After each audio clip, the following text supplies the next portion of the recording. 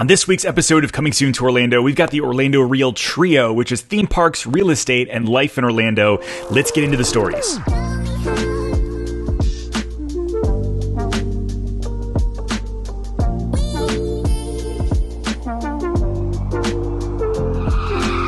If this is your first time here, please subscribe to our channel as we're putting out new videos every single week around life in Orlando. All right, let's get into story number one. The first story today we're going to talk about will affect your bottom line if you're an Orange County resident or you're visiting the Walt Disney World, Universal, Orange County area. And that's the new sales tax that's going to be implemented if in November the county residents vote to approve this. And so the county commission board voted 4-3 this past week to get this on the ballot for November. The people that were against it, the three people, said, hey, listen, we already have a lot of money coming in. We've got a lot of this tourist money. Why don't we just reallocate our funds towards kind of what we already need? The people that voted for it said, listen, we have had a 500,000 person increase in Orange County residents over the past 20 years, and we're just not keeping up with the growth and something needs to change. And so it looks like they're going to be putting together an 11-person board of residents, not politicians, that would get kind of oversight and transparency into where the money goes. Currently, they've got it set up to where 45% will go to the Lynx bus system and the Sunrail system. The other 45% is going to go towards our current roads, and then that last 10% will go towards new initiatives. And so, listen, driving around in Orange County, you can see that things are congested. They need to do something more with roads and transportation. We're kind of much behind some of the other cities of our size. And so I started looking at other cities of our size, Dallas, Austin, Tampa, some of these other places around, and what do they charge for sales tax and where do they put their money? Well, it looks like Austin, Texas charges over 8% for their sales tax. Tampa was at 8.5% and they just lowered it to 7.5%, which is where we're going as Orange County.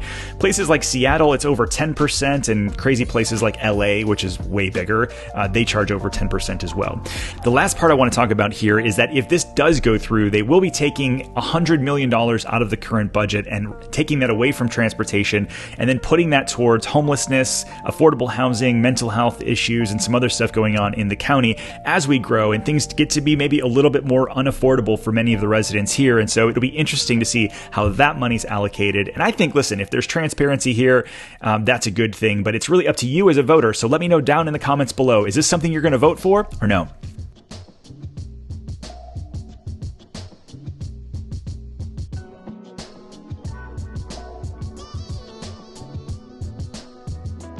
Story number two comes out of the Walt Disney World Parks and Resorts, and we're not talking about Reedy Creek this week. It actually comes down to their clean energy initiatives. In 2016, Disney put out a 22-acre, 5-megawatt solar field in the shape of Mickey, and you've seen this if you've been kind of driving over by Epcot, whether you notice it from the ground or not. Big Mickey over there. And it went well because in 2019, they launched a 270-acre, 50-megawatt solar field, which they've said now handles 2 theme parks and the energy that it takes to run those 2 parks, which I think is pretty cool. I did uncover just today that they're actually doing a $93 million investment into a 75 megawatt field that will, if you start adding all of these up, it seems as though they're going to be able to be zero emissions based on their solar power for the most part in a lot of their theme parks. So I think this is cool that they're actually putting their money where their mouth is. It's not just an initiative that they talk about, but something that they're taking some of those 25,000 acres that they have here in Central Florida and repurposing some of that. They can't put a theme park and a hotel on all of it, so why not use some of that to try to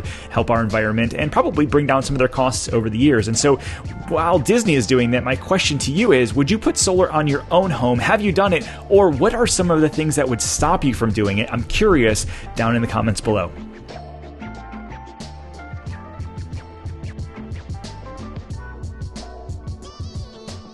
On my live over this past weekend, we talked a little bit about affordable housing and how some of the larger big box builders, all the way up to like the luxury side production builders, are starting to spread their wings in terms of location here in Central Florida. For years, I've been talking about how affordable housing is an issue everywhere in the country right now as real estate prices kind of skyrocket. But here locally, you've got a couple options. One, you're going to rent an apartment, and gosh, there's thousands of them currently being developed and get snatched up like that. that, or you're going to make a little bit more of a drive. You know, Lake County, Osceola County, maybe farther out, Orange County becomes a little bit more attractive when you're able to get a bit more house for the same money as you would in maybe some of these more popular areas. Enter in Toll Brothers, and they're one of my favorite production builders. I think that they do just a good job with their base level home. And you've got sort of like the Bella Colina and Lake Nona products that are all selling over $2 million in many areas for Toll Brothers. But then you start looking at where they're starting to creep into, and it's going to give you a kind of an insight into where our market's going. They have new projects going in Sanford and Apopka, and now it's just been announced that they're going over into the Kissimmee area, which I've been talking about for a really long time.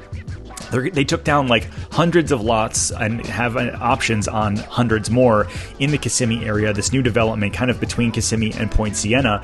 And so areas that you would have never thought that some of these builders are moving into now have to because of affordability reasons for them, because land is so expensive, and for you because they need to offer a product that is in mass appeal, not just for the top 5% of income earners. And so it'll be interesting to see kind of as these builders continue to move out. Yes, they're still doing their luxury products, their high-end stuff in the more popular corridors, but then as people push out and are willing to drive more, and back to story number one, and hopefully our infrastructure gets a little bit better, it'll be kind of interesting to see as the sprawl happens here in Central Florida.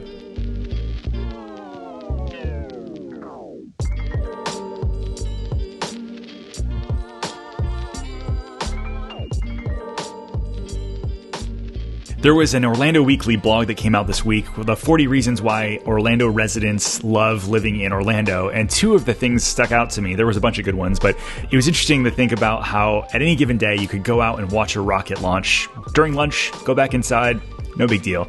The other thing that stuck out to me was the fact that you could wake up early, go to the beach on one side of the state within an hour, watch the sunrise, drive home, have lunch, and then drive to the other side of the state for dinner and watch the sunset. That's a pretty unique kind of thing that really doesn't happen, and I don't think anywhere else in the country. And so I love calling Orlando home. And if you're looking to make Orlando home as well, my team and I, we'd love to be your real estate resource of choice. So make sure you reach out at info@pozekgroup.com. We'll see you guys on the next video.